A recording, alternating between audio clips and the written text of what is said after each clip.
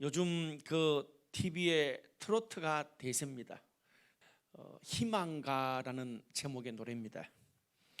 한국 트로트 역사상 굉장히 독특한 위치를 차지하고 있는 희망가라는 노래인데요. 이 노래는 원래 제목이 없었습니다. 초창기에 이 노래의 첫 소절의 가사를 따라서 이풍진 세상을이라고 불렸답니다. 노래 리듬이나 가사가 굉장히 구슬프고 우울한데도 제목이 희망가입니다. 굉장히 아이러니한 노래 중에 하나예요. 근데 또 더 특별한 것은 트로트 대중가요인데도 한국교회, 과거의 한국교회에서 찬양으로도 불렸던 아주 독특한 노래입니다. 대중가요인데 찬송가로도 불렸던 노래가 과연 있을까요? 이 노래의 원곡은 1850년 영국의 어떤 한 춤곡을 편집해서 미국인 이 제레미야 잉갈스의 찬송 모음집에 수록된 노래인데요. The Road into His Garden Comes라는 제목의 찬송가였습니다. 원곡이. 이 노래는요, 일본을 거쳐서 한국으로 들어왔습니다. 그런데 노래가 먼저 있었던 게 아니라 1910년에 기독교 신자 임학천이라는 분이 이풍진 세상을이라는 그런 시를 썼대요.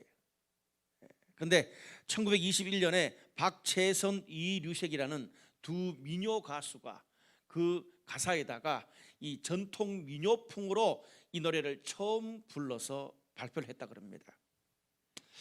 처음에 당시 여러 악보집에서 다양한 제목 이름으로 이 노래가 수록됐답니다. 그러면서 악사, 당시에 아주 1920, 30년대니까 악사, 그리고 창가, 민요 가수들이 전국을 순회하면서 이 노래를 많이 불려져서 대중가요가 됐다 그래요. 처음에는 여러 이름들 중에 탕자자탄가 이름이요. 여러 이름 중에 탕자자탄가라는 굉장히 비탄조의 제목들이, 슬픈 그런 이름의 제목들이 많았답니다. 그런데 시간이 지나면서 이 노래가 희망가라는 굉장히 독특한 이름이 붙여지게 됐습니다. 1930년에 국내 최초의 대중 가수인 이 최규엽 씨의 레코드 음반에 실려서 이 일반인들에게 널리 소개되고 그 시대를 대표하는 트로트 가요가 됐다 그럽니다. 이 희망가는요, 아무랬던 일제 강점기 시절에 우리 선조들이 나라 잃은 슬픔을 달래던 그런 참 소중한 노래였습니다. 노래 가사 또 리듬을 보시면 이 절망적인 상황을 깊이 공감하면서도 마지막에는 희망을 노래하는 그런 노래입니다. 제2의 아리랑 같은 그 시절에는 그런 노래였다 그럽니다. 그런데 최근 이 트로트 프로그램에서 이 노래를 리메이크해서 몇몇 가수들이 부르면서 다시 이 희망가가 주목을 받게 됐습니다. 제가 왜 이 희망가라는 노래를 처음 들으면서 설교를 시작했냐 하면요, 요즘 뉴스를 여러분 한번 보시죠. 뉴스를 보면 주변에 들려오는 그런 뉴스들이 참 흐뭇하고 긍정적인 뉴스들이 거의 없습니다. 힘들다, 죽겠다, 어렵다, 절망과 분열과 끝이 안 보이는 답답한 소식들만 계속 뉴스로 들려오고 있습니다. 그걸 듣다 보면 저도 힘이 빠지고 저도 자꾸 우울해지는 것 같아요. 여러분, 우리가 이런 참 쉽지 않은 어려운 가운데서도 오늘 우리가 들었던 이 노래처럼 희망가처럼 우리가 함께 주님의 말씀으로, 주님의 비전으로, 주님의 은혜로 희망을 노래할 수 있는 저와 여러분 되시기를 바랍니다. 다음 한 주 또 남은 한 해 우리가 희망가를 부르는, 하나님의 희망 노래를 부르는 우리 모든 블루라이트 교회의 성도 되시기를 바랍니다. 저는 읽어드릴 말씀을 가지고 한 두 가지 정도 말씀을 나누고 싶습니다. 먼저 첫 번째로, 내가 부르는 이름이 곧 가치가 됩니다. 오늘 본문 말씀은요, 하나님이 만드신 그 세상인 에덴 동산에서 최초의 인간 아담과 하와가 서로 협력하면서 아름다운 공동체를 만들어가는 이야기입니다. 인류 최초의 공동체 사역이 나옵니다. 오늘 본문은 또 인류 최초의 가정 이야기이기도 합니다. 많은 결혼식 주례에서 이 설교 본문으로 다뤄지는 것이 오늘 본문의 말씀입니다. 그런데 저는 오늘 본문을 가정의 포커스보다 에덴 동산, 세상 전체의 포커스, 파트너십으로 이 이야기를 풀어나가려고 합니다. 왜냐하면 우리들 가운데 결혼하신 분도 계시지만 결혼 안 하신 분도 많거든요. 그래서 오늘 저는 가정의 포커스보다 에덴 동산, 우리가 사는 세상 전체에 하나님이 우리들에게 어떤 파트너십을 주셨느냐, 그것을 함께 생각해 보기를 원합니다. 오늘 스토리는 크게 두 가지입니다. 하나는 아담이 에덴 동산에 있는 모든 생물들에게 이름을 붙여주는 것, 그게 한 가지 이야기고요. 또 한 가지 이야기는 아담이 하나님께서 붙여주신 그 돕는 배필, 이 파트너인 하와를 만나는 이야기가 두 번째 이야기예요. 먼저 19절에서 20절 말씀 보니까 이런 말씀이 나옵니다. 여호와 하나님이 흙으로 각종 들짐승과 공중의 각종 새를 지으시고 아담이 무엇이라고 부르나 보시려고 그것들을 그에게로 이끌어 가시니 아담이 각 생물을 부르는 것이 곧 그 이름이 되었더라. 아담이 모든 가축과 공중의 새와 들의 모든 짐승에게 이름을 주니라. 아담이 에덴 동산의 모든 생물들에게 이름을 지어줬어요. 근데 포인트는요, 오늘 이 방금 읽은 말씀의 포인트는 모든 생물을 창조하신 것은 하나님이에요. 창조는 하나님이 하셨는데 또 그 모든 그 생물을 하나님께서 아담에게 이끌어 오셨는데 이름 짓는 것만은 인간에게 맡겼다는 거예요.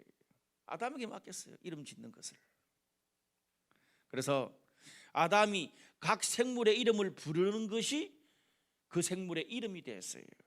그렇게 아담이 에덴 동산에 있는 모든 생물들의 이름을 다 붙여주고 지어줬다, 그렇게 이야기를 합니다.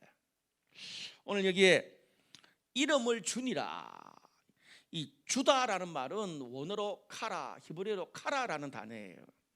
이것은요, 단순히 이름을 부른다는 것을 넘어서 공적으로 선포하다라는 뜻도 포함하고 있습니다.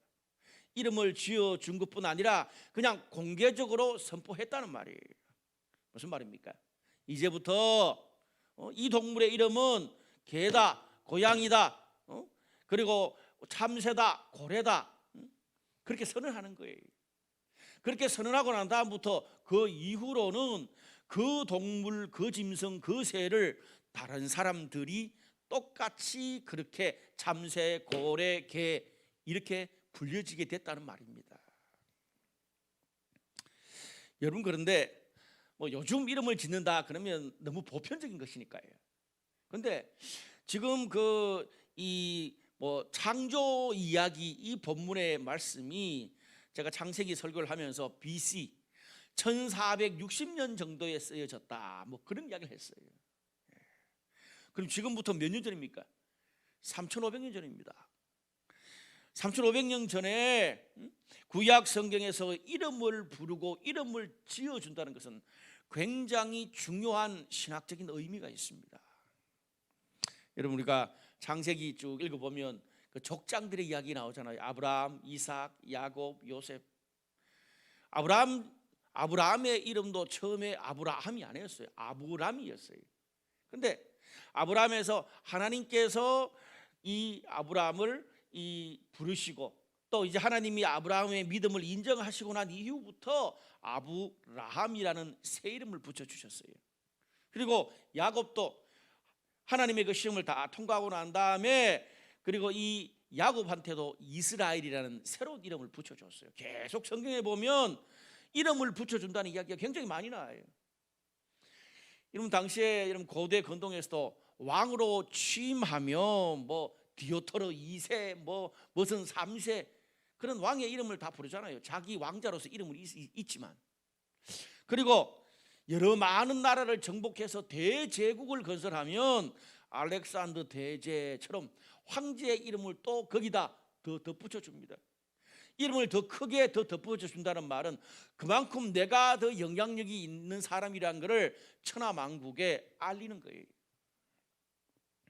심지어 하나님도요. 이름이 굉장히 많이 나옵니다.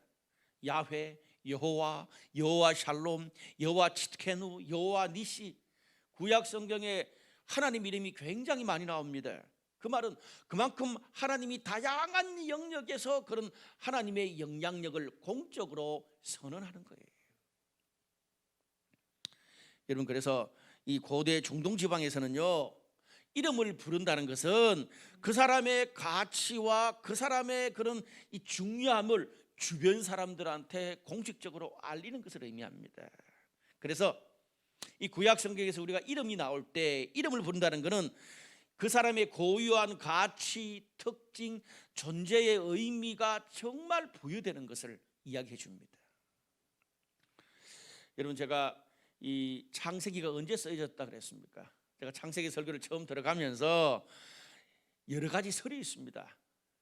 그래, 여러 가지 설 중에 저는 가장 보편적인 이 창세기 이 기록 연대를 저는 인정한다, 그런 말씀을 드렸어요. 그래서 이스라엘 백성들이 가나안 땅이 들어가기 직전에 모세가 고별 설교하는 그때 성경에도 보면 출애굽기 33장에 모세가 하나님의 말씀을 기록했다는 말이 나옵니다.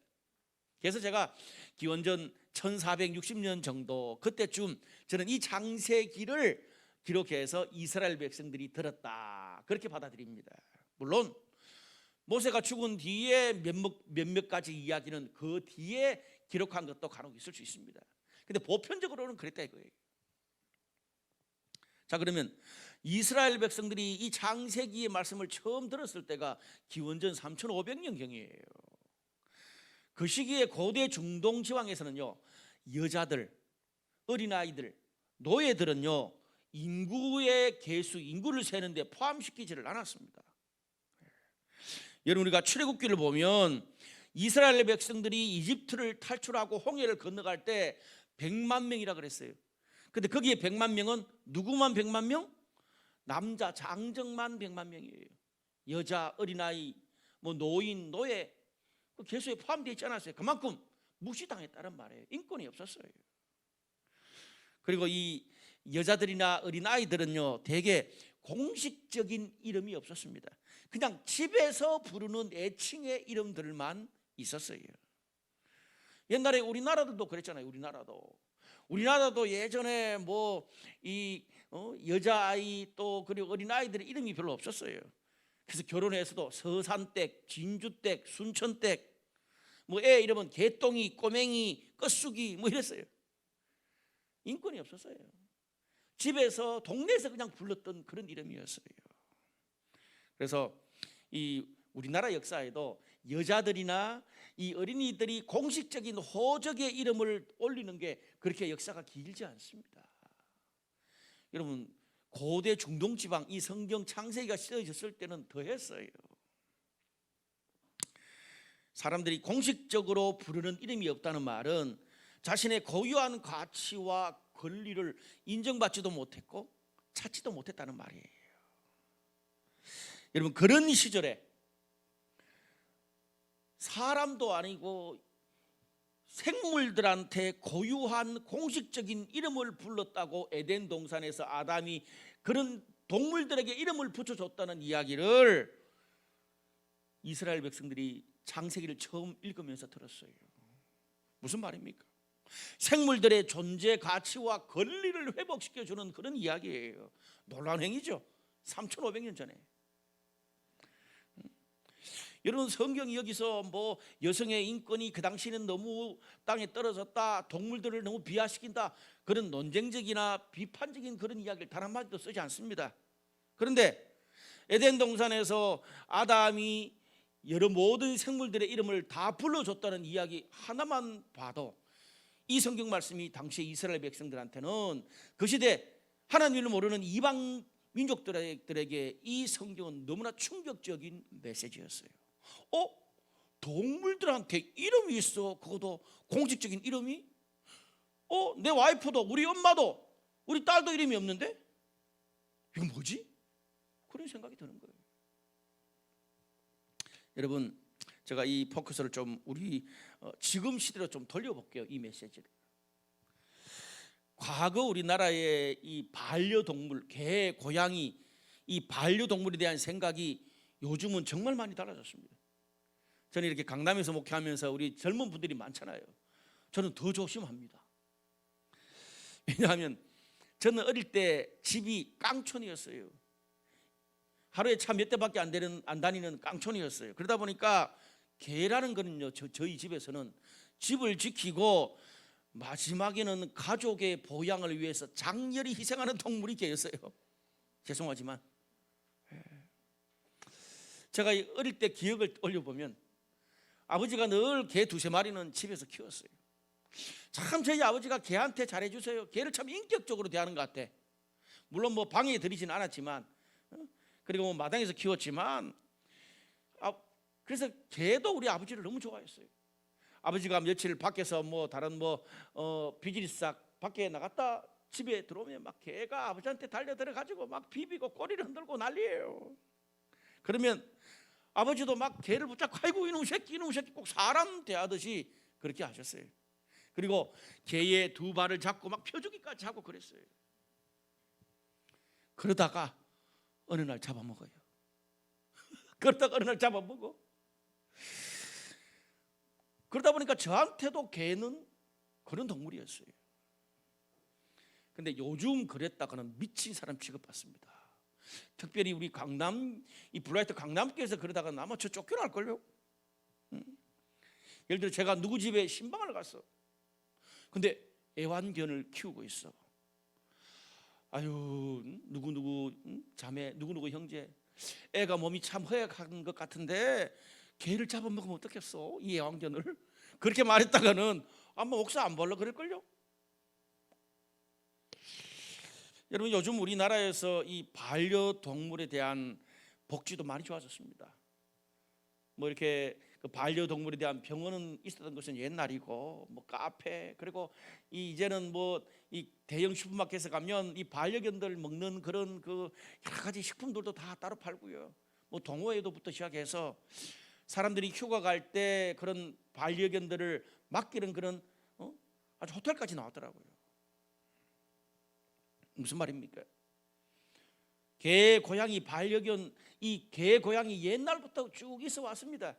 근데 현대에 들어와서 사람들이 그 동물을 어떻게 다루고 어떻게 대하는 것에 따라서 그 동물의 가치가 주변 사람들과 이 이후로부터는 다르게 사람들이 그 동물을, 반려견 그리고 이 고양이 이런 것들을 다른 가치와 권리를 가지고 대하는 거예요. 아담이 그 일을 했다는 거예요. 아담이. 여러분, 오늘 이 본문, 이 아담 대신에, 이름을 짓는 아담 대신에 여러분 이름을 한번 넣어보면 어떻겠어요? 이렇게 되는 거예요. 하나님이 각종 들짐승과 공중의 각종 새를 지으시고 서영이가 무엇이라고 부르나 보시려고 그것들을 서영이에게로 이끌어 가시니 서영이가 각 생물을 부르는 것이 곧 그 이름이 되었더라, 이 뜻이에요. 하나님께서 우리 인간들에게 천지 만물의 이름을 지어주는 아주 특별한 권리를 우리한테 주셨습니다. 천지 만물을 창조는 하나님이 하셔놓고 그 운영하는 책임을 저와 여러분 우리 인간한테 맡겼다는 거예요. 우리가 그것을 대신 맡았다, 그래서 청지기적 책임, 청지기적 사명이다, 그렇게 부릅니다. 근데 여러분, 이게 엄청난 권리를 주셨기 때문에 이것이 특권이기도 하지만 너무 큰 부담이 따르기도 합니다.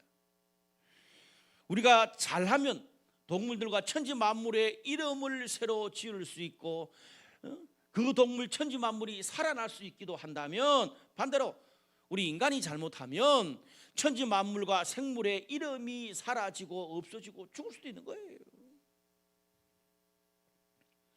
하나님께서 오늘 본문에 에덴 동산의 모든 생물을 만드시고 아담한테 이끌어 오셨던 것처럼 하나님 오늘 우리들한테도, 저와 여러분한테도 내가 만나는 사람, 내가 하는 일, 동식물, 천지 만물의 모든 것을 나에게 이끌어 주시고 나에게 연결해 주셨습니다.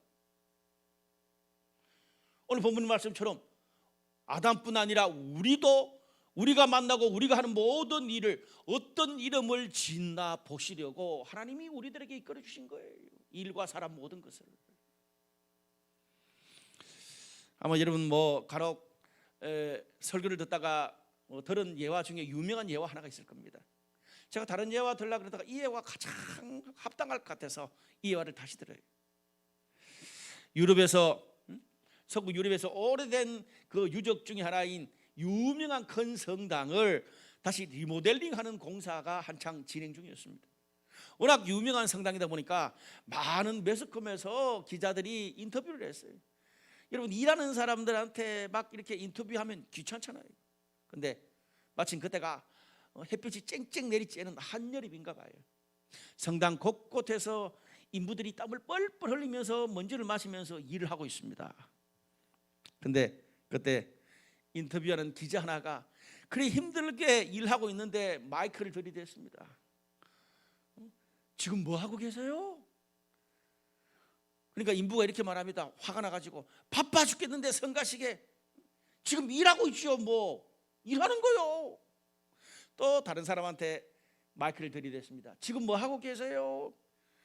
아니, 보면 몰라요? 짜증내면서 돈 벌고 있죠. 돈 벌고 있어. 그리고 마지막 한 인부에게 마이크를 들이댔습니다. 지금 뭘 하고 계세요? 그랬더니 놀랍게 그 인부가 땀을 훔치면서 지금 하나님의 집을 짓고 있지요. 그렇게 말해요. 똑같이 성당 리모델링 공사를 하고 있습니다. 그게 어떤 사람한테는 단순히 일하는 거고, 어떤 사람한테는 돈을 버는 거고, 어떤 사람한테는 그것이 하나님의 집을 짓는 것이 될 수도 있습니다. 그런데 여러분, 하나님의 집을 짓는 사람은 그 안에 일도 하는 거고 돈도 버는 거예요. 우리가 어떤 일을 하고 우리가 어떤 사람을 만날 때에 우리가 어떤 가치를 매기고 어떤 이름을 불러주냐에 따라서 우리 삶의 가치가 달라집니다. 저는 이것이 21세기, 우리가 사는 21세기에 아담이 이름을 지어주는 일이라고 생각을 합니다. 여러분, 기억하십시오. 내가 사는 일상에 어떤 이름을 지어주냐에 따라서 멋지고 아름답고 희망을 주는 것이 될 수도 있고, 짜증나고 못나고 분란만 일으키는 것이 될 수 있습니다. 우리가 우리의 일상에 어떤 이름을 지어주냐에 따라서 희망이 될 수도 있고 절망이 될 수도 있다는 말이지요. 어떤 사람에게는 직장일이 돈 벌고 짜증나고 먹고 살아야 하기 때문에 어쩔 수 없이 그냥 도살장에 끌려가는 양처럼 하는 어쩔 수 없는 일이 될 수도 있습니다. 그런데 그런 사람은요, 표정만 봐도 압니다. 저는 흔히 레스토랑이나 카페나 그런 데 가서 제가 이렇게 많이 해본 게 있어요. 제 혼자. 그게 뭐냐 하면, 거기 오는 이렇게 서빙하는 사람이 저 사람이 알바생인지 점장인지 주인인지 알아맞추는 거예요. 근데 그렇게 우리 같이 간 사람들끼리 한번 이야기 하잖아요. 거의 반 이상, 반이 뭐예요? 한 60, 70%는 맞아요. 표정으로 다 말해요. 그 사람이 마음속에 그 일을 어떤 이름으로 매기는가에 따라서 표정도 태도도 다 다릅니다. 여러분, 가사일도 마찬가지잖아요. 과거에 우리 여성들만 주로 했지만 이제는 가사일은 남녀 구분이 없습니다. 가사일도 굉장히 과거에는 저평가됐습니다. 집안에 여러 가지 밥하고 빨래하고 여러 가지 가사일들, 그리고 음식 만드는 일, 아이를 키우는 일도 어떤 사람들한테는 허드렛 일, 짜증나는 일, 어쩔 수 없이 해야만 되는 그런 일일 수도 있습니다. 그런데 그 일의 진정한 가치를 아는 사람들, 다르게 생각하는 아담처럼 다른 가치 있는 이름으로, 여러분, 옛날 음식 만드는 것은 그냥 식당 주방장이었어요. 요즘은 셰프가 얼마나 뜹니까? 집안에 가구 배치하고 여러 가지 가사일 하는 것으로 지금 TV 프로그램 중에 제가 지난번에 설교도 했잖아요. 뜨는 그런 프로도 많잖아요.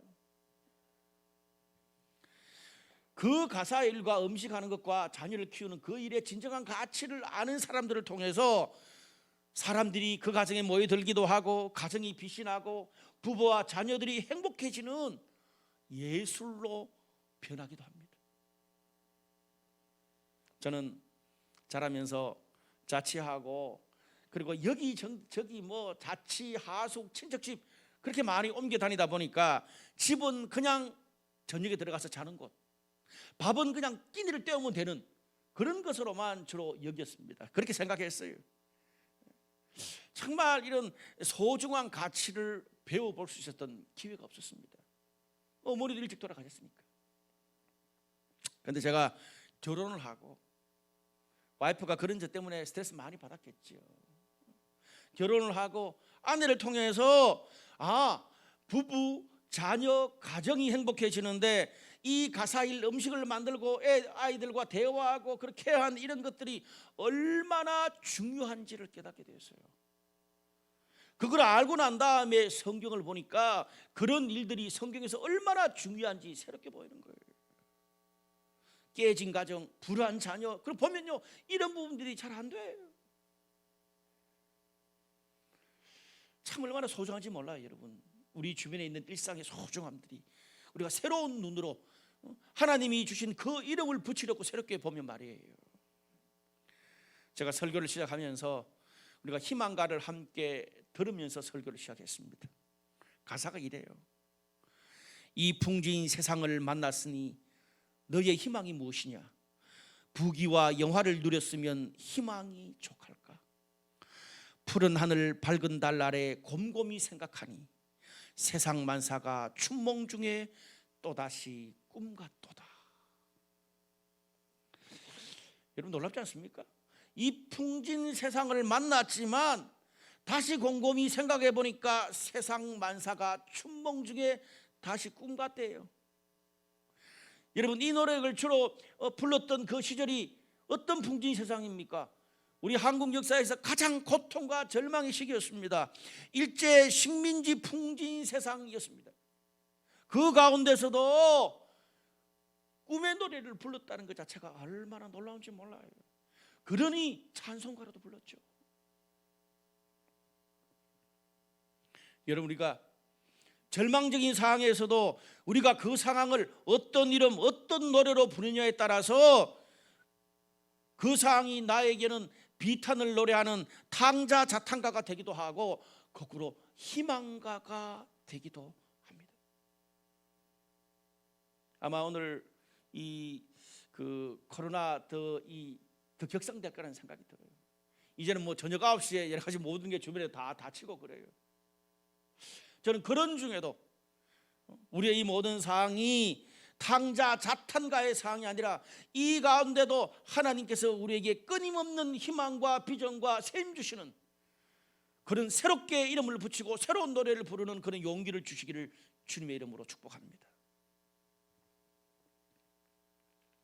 사랑하는 여러분, 오늘 우리는 우리가 만나는 사람, 우리가 하는 일, 우리가 살아가는 모든 일상, 내가 속한 공동체에서 하나님이 만나게 해주시고 하나님이 이끌어 주시는 모든 것들을 모든 일상에서 어떤 이름 어떤 노래를 부르고 있습니까?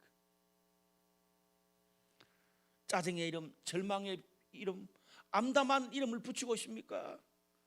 우울과 절망의 노래를 부르고 있습니까? 아니면 그럼에도 불구하고 춘몽 중에 꿈과 또다라는 노래를 부르고 있습니까?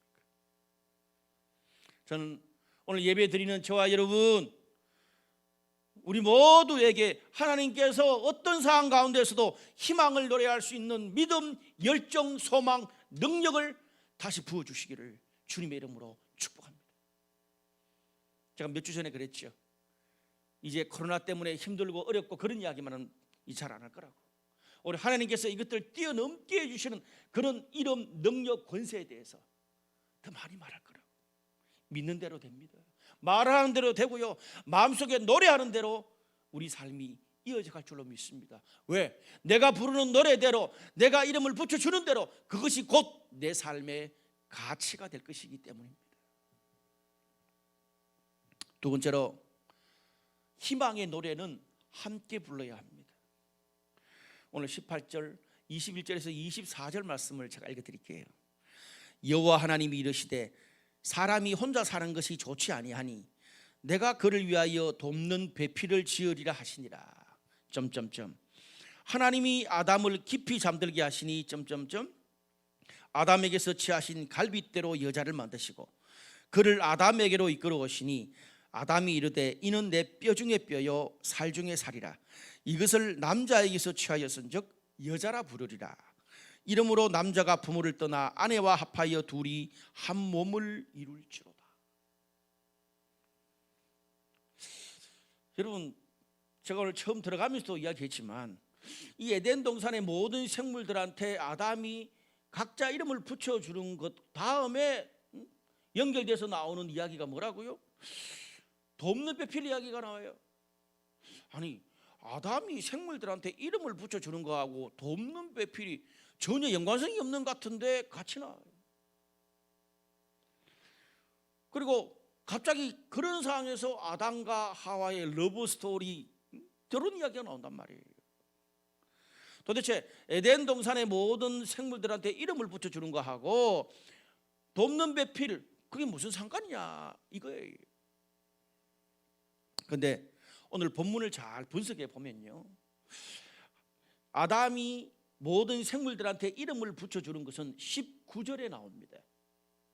근데 19절 바로 앞에, 그 앞에 18절부터 이미 사람이 혼자 사는 것이 좋지 못해서 하나님이 돕는 배필을 붙여줘야겠다 생각을 미리 했어요. 그러니까 뭐냐 하면 에덴 동산을 향한 이 하나님의 계획에는 아담과 하와가 서로 돕는 배필로 완벽한 연합을 이루어서 하나의 파트너가 되는 것과 모든 생물의 이름을 붙여주는 것이 한 쌍 동전의 앞뒷면처럼 같이 나온다는 이야기예요. 같이 가는 거예요. 무슨 말입니까? 우리는 오늘 아담과 하와를 볼 때 내 결혼의 이 파트너 돕는 배필 그것으로만 생각해요. 그것도 맞아요. 그런데 더 근본적으로 에덴 동산의 관점에서 보면 하와는 단순히 아담의 결혼의 파트너일 뿐 아니라 그걸 넘어서 에덴 동산 하나님이 만드신 그 첫 번째 세상의 모든 생물들에게 이름을 지어주는 그 일에 아담과 함께하는 파트너요 동역자였습니다.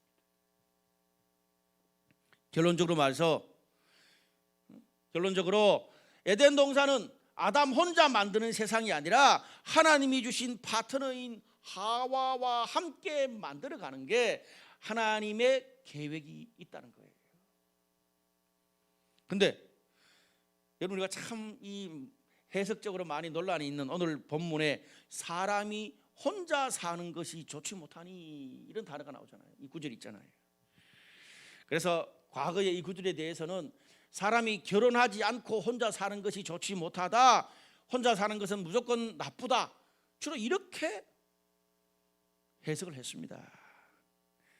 그런데 여러분, 우리 주변에 보면 혼자 사는 사람도 많습니다. 요즘에 뭐 여러 가지 사연 따라서.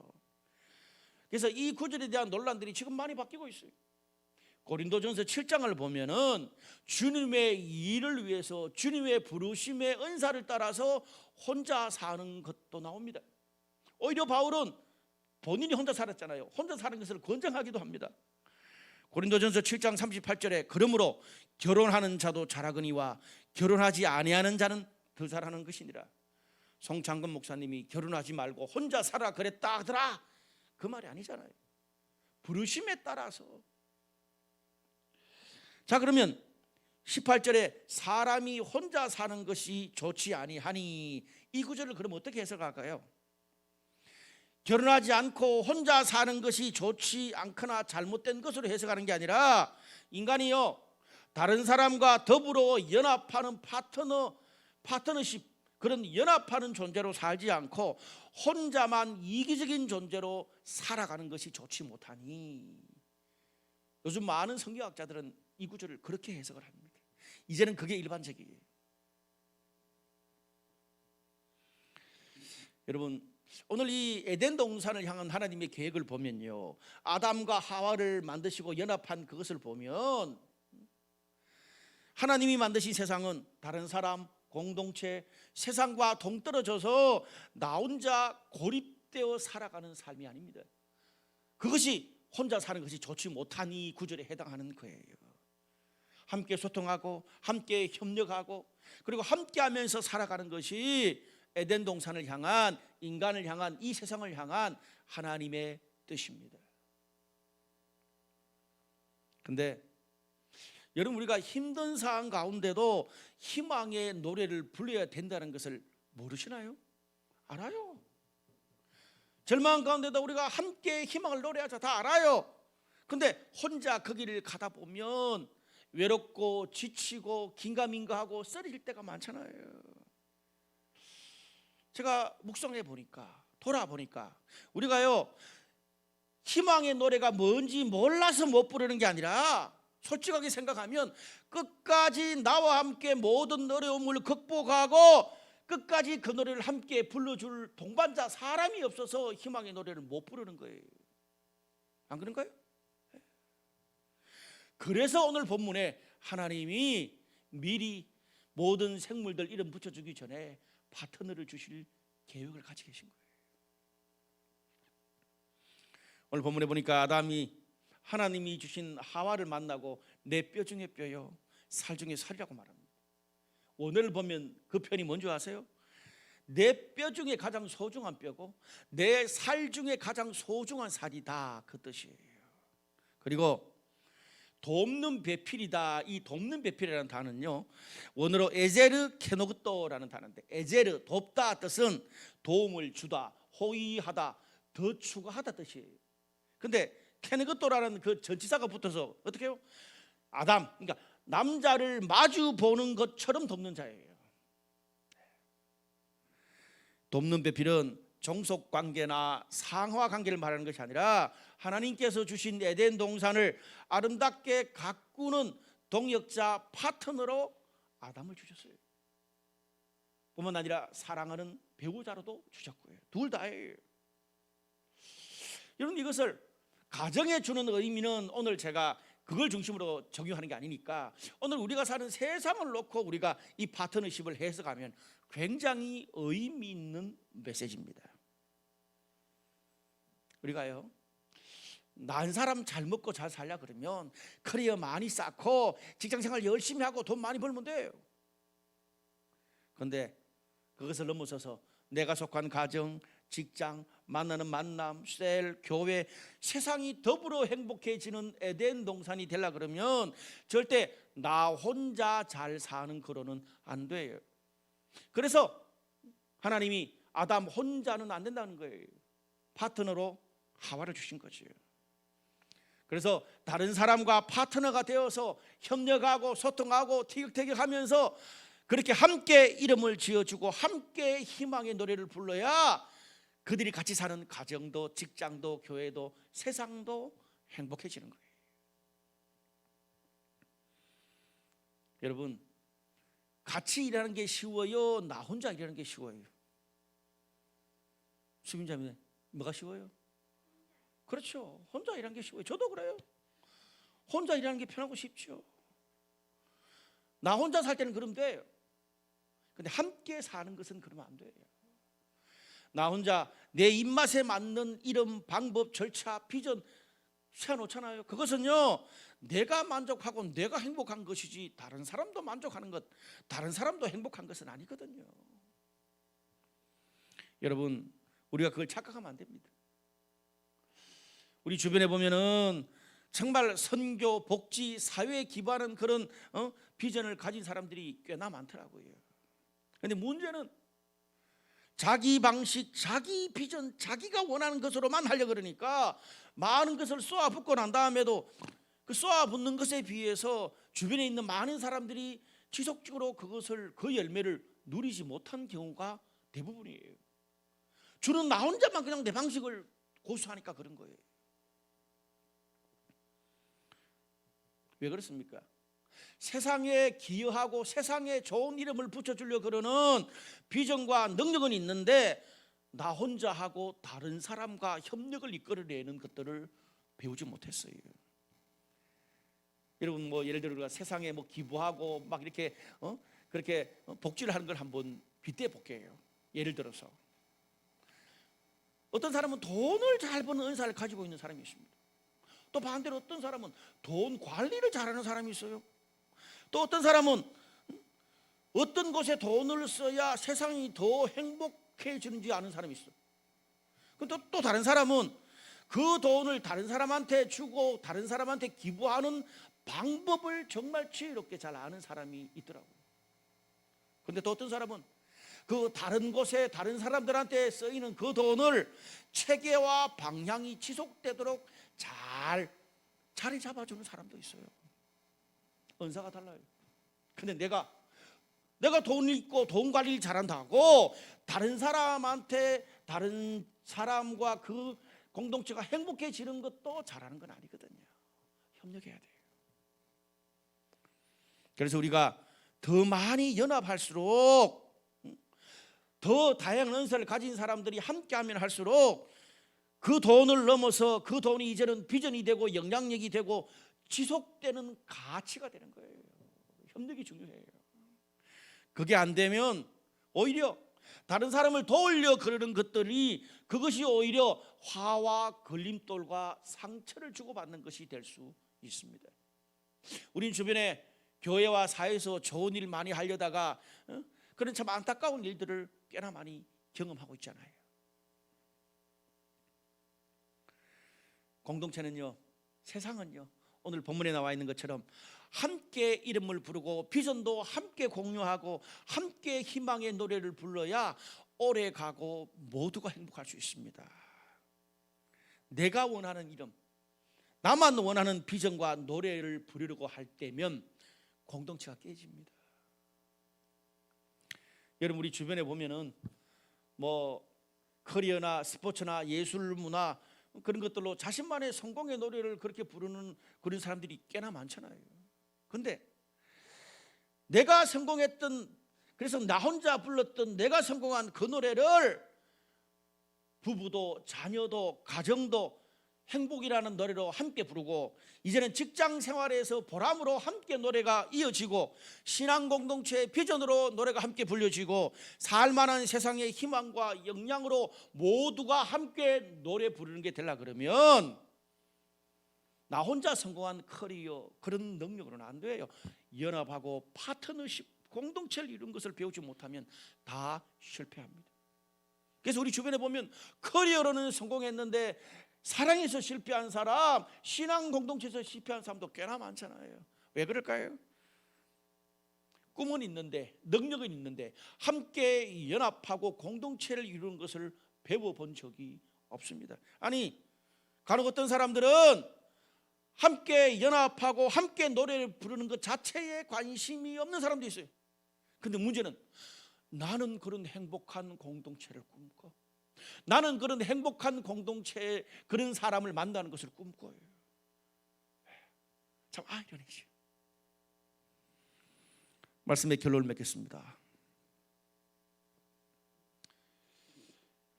교회가 뭘까요? 우리가 교회를 다양한 정의를 우리가 매길 수 있습니다. 이야기할 수 있습니다. 저는 오늘 본문에 근거해서 성경이 말하는 교회는 함께 연합하고 협력해서 모두가 행복해지는 세상을 훈련하는 공동체, 연습하는 공동체라고 생각합니다. 그래서 게하르트 로핑크라는 신학자는 교회를 이렇게 정의했어요. 게하르트 로핑크는 교회는 세상을 향한 하나님의 대조사회다. 다시요, 소리를 좀 줄여주시고, 교회는 세상을 향한 하나님의 대조사회다. 우리가 부족하고 못한 것이 많지만 하나님이 우리를 한 신앙 공동체로 불러주신 것은 내가 속한 가정, 직장, 교회, 세상에서 우리 모두가 함께 하나님의 희망가를 부르기 위해서 우리 서로에게 하나님이 붙여주신 아담과 하와입니다. 아담과 하와는 사랑하는 결혼하는 사람들에게만 붙여준 이름이 아니에요. 물론 결혼하는 사람들에게도 붙여준 이름이 아담과 하와예요. 그런데 공동체 전체, 세상 전체로 바라볼 때는 우리 모두는 하나님이 만든 세상에서 함께 희망을 노래하는 서로 돕는 파트너, 하나님의 일의 협력자로 우리 모두를 아담과 하와로 불러주셨습니다. 그런 면에서 우리 옆에 있는 분들한테 한번 이렇게 인사해 볼까요? 헤이 아담, 인사해 보세요. 또 다시 헤이 하와. 네. 여러분, 이 아담과 하와를 결혼 관계에서만 보게 될 때 우리 굉장히 편협한 것을 추출 수 있습니다. 결혼 관계 플러스 어떤 면에서 이건 더 크게 이 세상을 변화시키기 위해서 아름답게 이름을 붙여주기 위해서 우리 모두를 아담과 하와 파트너로 불러주신 비전이에요. 또한 교회는 하나님이 만드신 사람과 세상의 모든 일과 이 천지 만물의 가치와 이름을 다시 회복시켜주고 다시 발견해 주는 거예요. 사람뿐 아니라 모든 일에서. 하나님 말씀합니다. 너의 커리어, 너의 성공, 너의 돈, 네가 중요하다고 가치롭게 생각하는 것만 가치로운 게 아니라 하나님이 만드신 세상의 모든 것이 다 가치로운 거다. 단지 너희들이 그 가치를 모를 뿐이다. 네가, 너희 공동체가 말씀을 통해서, 하나님을 통해서 이 세상에 하나님이 주신 모든 가치를 새로 발견해서 세상에 그 이름을 다시 붙여주면 좋겠다. 그 이야기를 하신 거예요. 사랑하는 여러분, 하나님이 나의 하나님이 되시고 우리가 끝까지 공동체로 갈 수만 있다면 세상의 모든 것이 멈추어도 우리는 지옥문 앞에서라도 하나님이 주시는 희망가를 부를 수 있습니다. 이번 주에 아니면 오늘 예배 후에 셀 모임, 또 가족 모임, 다양한 만남 속에서 이 시기 가운데도 하나님 오늘 말씀을 들으면서 예배를 드리면서 하나님이 나에게, 하나님이 여러분에게 주신 그 희망의 기도 제목을 나누어 보시기를 바랍니다. 희망의 기도, 힘든 것도 나누시지만 이제는 희망의 기도 제목, 믿음으로 선포하고 희망의 기도 제목을 주변 사람들과 나누고 함께 희망의 노래를 부르고 기도하면서 그 하나님이 그 기도를 응답해 주시는 그 간증과 능력들이 우리 공동체 모두에게, 우리 예배드리는 모두에게 흘러가기를 주님의 이름으로 축복합니다.